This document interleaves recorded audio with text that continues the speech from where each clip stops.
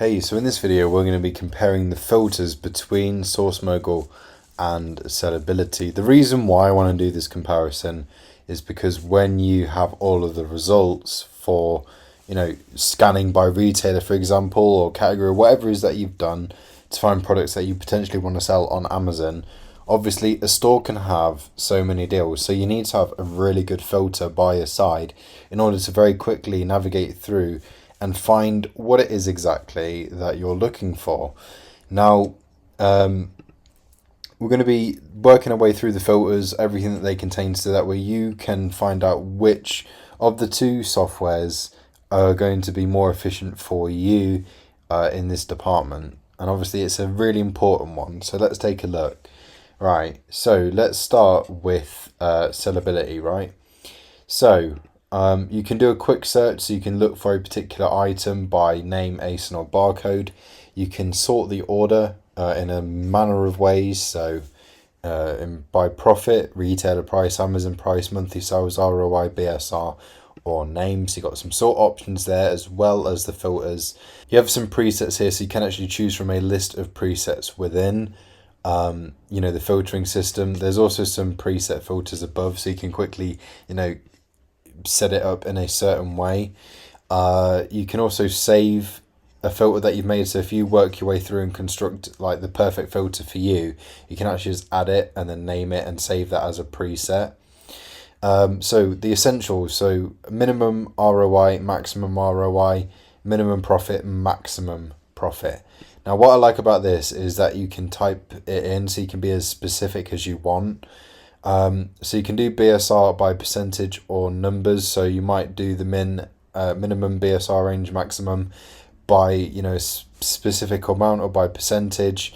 And you can also sort by like search age as well.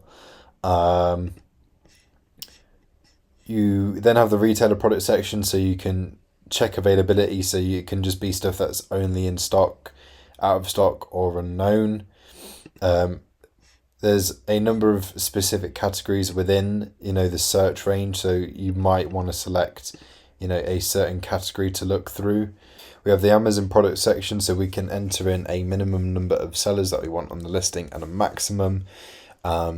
So by putting anything more than one or two, we are eliminating, products that basically aren't doing very well, or private label things, or ones where Amazon are the only sellers on the listing.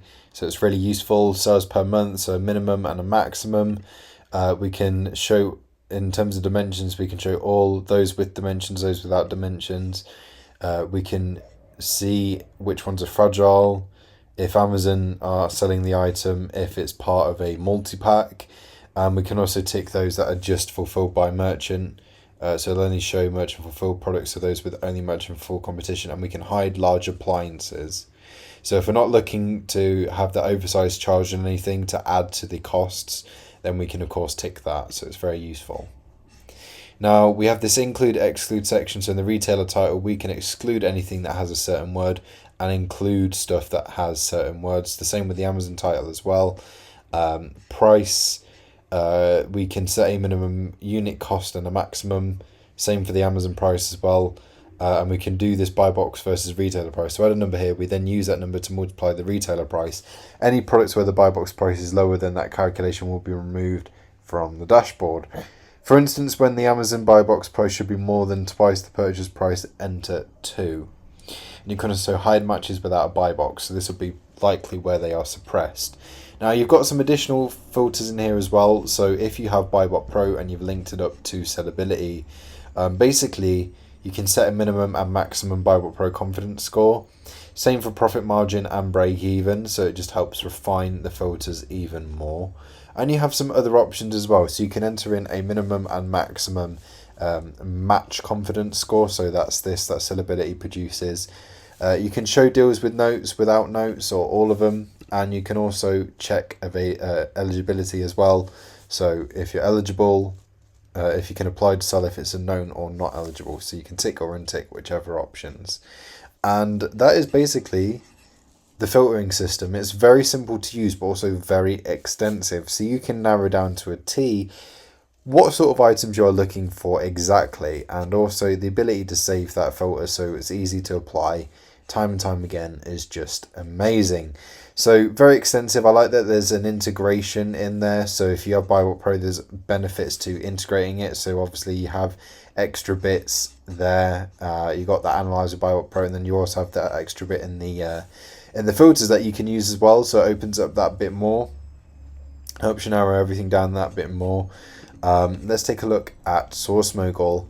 So quick search, I imagine that's the same kind of thing. Search for something specifically by name, ASIN barcode. Yep. You can apply a filter and save one as a preset, so same sort of thing here. You can hide duplicates, so remove duplicate products linked to the same supplier page, which is different. I quite like that. Base profit on, so choose whether to calculate profit and ROI using the current Amazon price or a historical average price. So you can choose which one that is. That's different. So you can toggle on or off if you want profit and ROI in the filters. I don't know why you wouldn't, to be honest, but yeah, you can set a minimum or a maximum. Now, for me personally, I don't like the little adjusty slidey thing here, simply because like it's a fiddle to get to, you know, what exactly it is that you're looking for. I like that you can just type it in straight away on Sellerbility. So that's where I say Sellerbility, you know, does better with that. I'm not a fan of the sliders, simply because it's just fiddly to get to, you know, where it is that you want to be exactly. It seems to be the same for sales rank as well. Sales rank percentage by percentage or numbers. You can type it in if you do select numbers.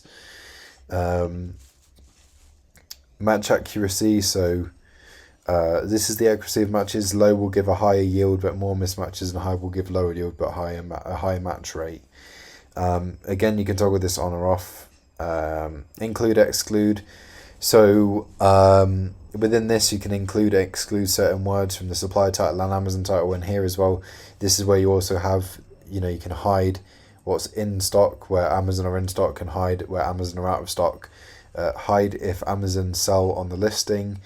Supply stock, you can hide in stock, out of stock, or unknown. So you just tick whichever ones you want. So that's pretty cool. That's it's in a different section in Sellerbility. So it's just the fact that these things are in this kind of section right here. Product, so category, supplier. So if this was by category, if we did that scan and there's multiple retailers, we can select a particular retailer. Minimum and maximum number of sellers. So here you can just type it in, I believe. There's no sliders here. So it's a little bit inconsistent with what we've got up there. I thought they would have just had sliders all the way through, or allowed you the option to choose, I guess. Sales per month, minimum, maximum. Dimensions, so show all with or without dimensions. Hide hazmat, hide multi-pack. Merchant fulfilled only, hide large appliances. So there's this hazmat one as well, which is exclusive to Source Mogul in this case. Price, minimum, maximum, supplier price, minimum, maximum, Amazon price. Buy box versus supplier price, so as the same kind of principle here. Hide without buy box, and yeah, that's the filtering in Source Mogul. So they've got all of the essentials. When you look at it all in all, a lot of the filtering is the same. Yeah, so the only things I'd say is different is obviously things like the hazmat, hiding duplicates, things like that. Of course, though, what Sellerbility lacks in those cases, it also has, you know, more in terms of, you know, this BuyWhat Pro integration right here. And also you can get more accurate quicker, I think, with being able to just type it in. I like that a lot. Both very simple, easy to use, easy to understand. But of course, I guess it just depends on, you know, what part should value more in one than the other. So, yeah. This has the search age. I didn't see that Source Mogul had that. So yeah, it's just, there's some things that are different, some things that are the same, and I guess it just depends which you'd value more. For me personally, I'd have to opt for Sellability because of this extra bit with BuyWhat Pro, which just, if you have BuyWhat Pro, you're going to have a deal analysis tool. Chances are it's going to be one of the top ones, so probably BuyWhat Pro, right? So you might as well just, link it up, get the extra bits, have that extra thing in here. Yeah, I like how Sellability looks. I like how it's got the presets in here as well. Yeah, there's not much in it, but Sellability just takes the win on this one. So yeah, hope this helps you come to a decision. Thanks for watching.